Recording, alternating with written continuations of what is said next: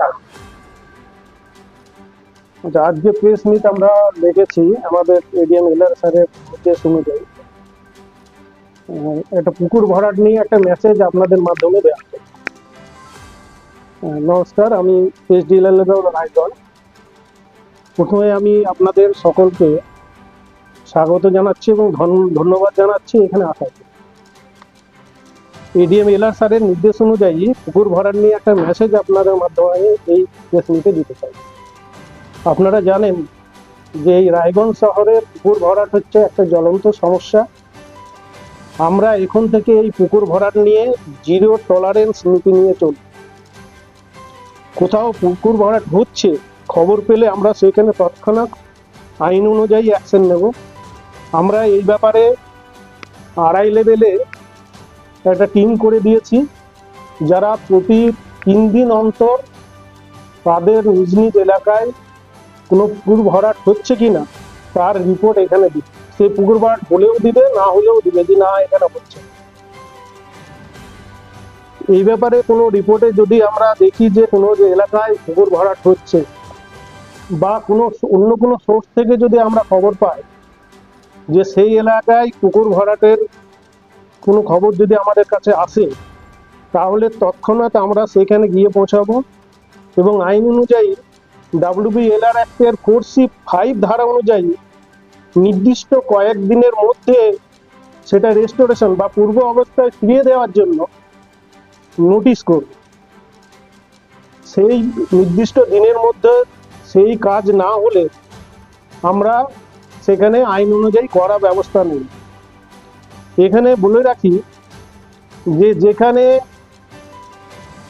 রেস্টোরেশনের ব্যবস্থা নেওয়া হবে না পুকুর মালিকের পক্ষ থেকে, সেখানে WBLR অ্যাক্টের 4C ধারা ভায়োলেশনের জন্য 4D ধারা প্রয়োগ করা হতে পারে।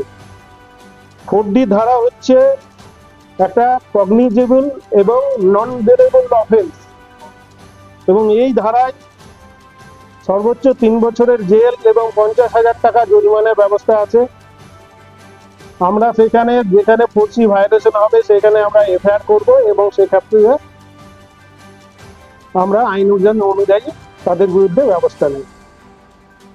গতকালই আমরা আমাদের এডিএম এলআর স্যারের ফোন অনুযায়ী আমরা একটা এলাকায় গেছিলাম, আপনারা সবাই জেনে থাকবেন। ওটা হচ্ছে রবীন্দ্র পল্লী, ওই দিবার যে স্ট্যাচুটা আছে তার ডান দিক দিয়ে একটা পাড়া আছে, ওখানে এরকম একটা পুকুর ভরাটের একটা খবর পেয়েছিলাম। সেইখানে গিয়ে দেখলাম যে ওখানে পুকুর ভরাটের কাজ হয়েছিল এবং সেখানে আমরা অলরেডি 4C5 ধারার নোটিশও তাদের দিয়েছিলাম। তারা কতদূর কি কাজ এগিয়েছে সেটা গিয়ে দেখলাম। তাতে দেখলাম অনেকটা কাজ রেস্টোরেশনের তারা কমপ্লিট করেছে।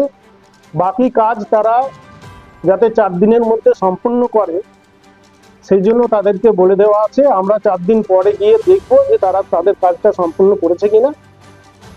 যদি না করে থাকে তাহলে আমরা সেখানে আইন অনুযায়ী ব্যবস্থা নিই। এই ব্যাপারে আমরা এই নতুন সরকারের আমলে আমরা ফুল অ্যাকশন মোডে আছি। অ্যাকশন নেওয়ার ক্ষেত্রে আপনারা দৃশ্যত পরিবর্তন লক্ষ্য করবেন এবং এই ব্যাপারে আমি সাধারণ মানুষের প্রতি শ্রদ্ধা জানিয়ে আমি সকল স্তরের জনগণের কাছ থেকে সহযোগিতা চাইছি। সেই সহযোগিতা আপনাদের সংবাদ মাধ্যমের কাছ থেকেও আমরা চাইছি। আপনারা আমাদের পাশে থাকবেন, সরকারকে সহযোগিতা করবেন। আমরা আমাদের আইন অনুযায়ী এই ব্যাপারে ব্যবস্থা নিতে সচেষ্ট থাকি। আমরা পুরাতন দিনের ব্যর্থতাকে ঝেড়ে ফেলে নতুন দিনে পজিটিভ দৃষ্টিভঙ্গি নিয়ে আমরা নতুন ভাবে আমরা শুরু করতে যাচ্ছি। যেগুলো গ্রহণ হচ্ছে সেগুলোর আমরা রিপোর্ট পেলে ওই তো আমি বললাম যে আইন অনুযায়ী আমরা নিশ্চয়ই অ্যাকশন নেব। সেগুলো রিপোর্ট এই মুহূর্তে আমার কাছে নেই। সেটা আমরা যেমন যেমন আমার কাছে রিপোর্ট আসবে বা যেইভাবে আমরা খবর পাবো সেই বললাম আপনাকে যে পূর্ব দিনের ওই ব্যর্থতা আমরা ঝেড়ে ফেলে নতুন দিনে নতুন আশা নিয়ে আমরা এগোতে চাই। দেখা যাচ্ছে কিন্তু আমাদের ব্যাপারটা আমাদের 3 মাসে হ্যাঁ, সেখানে তারা যাবে, এই ব্যবস্থা হবে। একদম একদম সেখানে সেক্ষেত্রে আমরা সব ক্ষেত্রে আমরা আইন অনুযায়ী ব্যবস্থা নেব। আমাদের তদন্ত টিম আছে, আমরা যেখান থেকে রিপোর্ট পাবো এই ধরনের কিছু আমরা অলরেডি পেয়েছি অভিযোগ, আপনারা যেমন বলছেন সেগুলো আমরা তদন্ত করছি এবং তদন্ত চলছে। ও সব ক্ষেত্রে আমরা আইন রমেন্দ্রের নামটা একটু বলা যাবে? বিশেষ করে রমেন্দ্রপুরীর নামটা একটু। ওইভাবে নির্দিষ্ট করে এখন বলতে পারবো না, তবে হ্যাঁ রমেন্দ্রপুরী যেটা বলেছে, রবীন্দ্র পল্লীর ওই ব্যক্তির নামটা আমার না। তা আপনার কাছ থেকে খবরটা পেলাম, আমরা আমাদের ডিএলআর অফিসের মাধ্যমে আমরা একটা তদন্ত করে। এটা কি হবে, বাস্তবে কি হবে না? হ্যাঁ নিশ্চয়ই হবে। অনেক সময় রাজনীতি- না, আমরা তো আগেও দেখেছি যে তদন্তের কথাটা আগে যেটা এতটা ইনারমিনিং যে 20 বছর পরেও তদন্ত হচ্ছে, এরকম আমরা শুনেছি। আগে যেটা দেখেছেন সেটা ভুলে যান, এখন এই নতুন সরকারের আমলে নতুন ভাবে দেখুন, বিশ্বতে একটা পরিবর্তন আমরা আশা করি।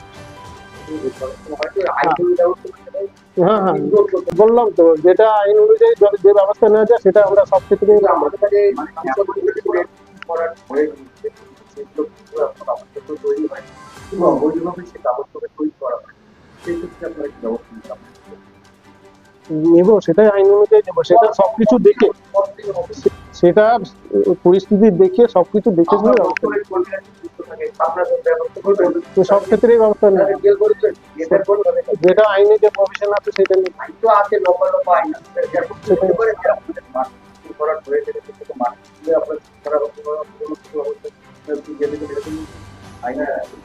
না, যেটা যেটা আপনার পুকুর ভরাট হচ্ছে আমরা বললাম তো, সেটা রেস্টোরেশনের জন্য সেটা আমরা কিন্তু সাংসদ কার্তিক পাল বলছেন যেগুলো পুকুর ভরাট হয়ে গেছে অবৈধভাবে, সেগুলোকে আবার খনন করিয়ে পুকুরের পর মর্যাদা ফিরিয়ে আনতে হবে। সেটাই তো আমি বললাম, সেটাই তো বললাম। রানিং কথা বলছি না, মনে করুন কমপ্লিট হয়ে গেছে, এক বছর আগে দেখো সেগুলো রেজিস্ট্রেশন করে আপনাদের কি ব্যবস্থা আইনের কথা আপনাদের এই মুহূর্তে কি আপনাদের সেটা আইনের কথা দেখুন, আমরা তো আইনের বাইরে গিয়ে কোনো কাজ করতে পারবো না। এবার সেই আইনের বাইরে যে প্রভিশন আছে সেই অনুযায়ী ব্যবস্থা নেবো। আইনের কি কথা বলছে আপনার অফিসে কি লোকে গেলে হয়েছে? সেখানে হলে হবে, অসুবিধা কি? হ্যাঁ, আইনের কথা বলছি। বর্ণজনের পিছনে জলযাত্রা একটা পুকুর ভরাট হচ্ছে, বারংবার বিএলআরওটা বলা সত্ত্বেও কোনো স্টেপ না হয়। ঠিক আছে, আপনি বললেন, এটা আমরা দেখছি। কর্মচারীর পিছনে কোন জায়গায়, এটা লোকেশনটা এই মুহূর্তে কত লোক আপনার সার্ভে আমাদের 4-5টা অভিযোগ এই মুহূর্তে আছে। 4-5টা, ওটা বিএলআর ওকে দিয়েছি তদন্ত করার জন্য।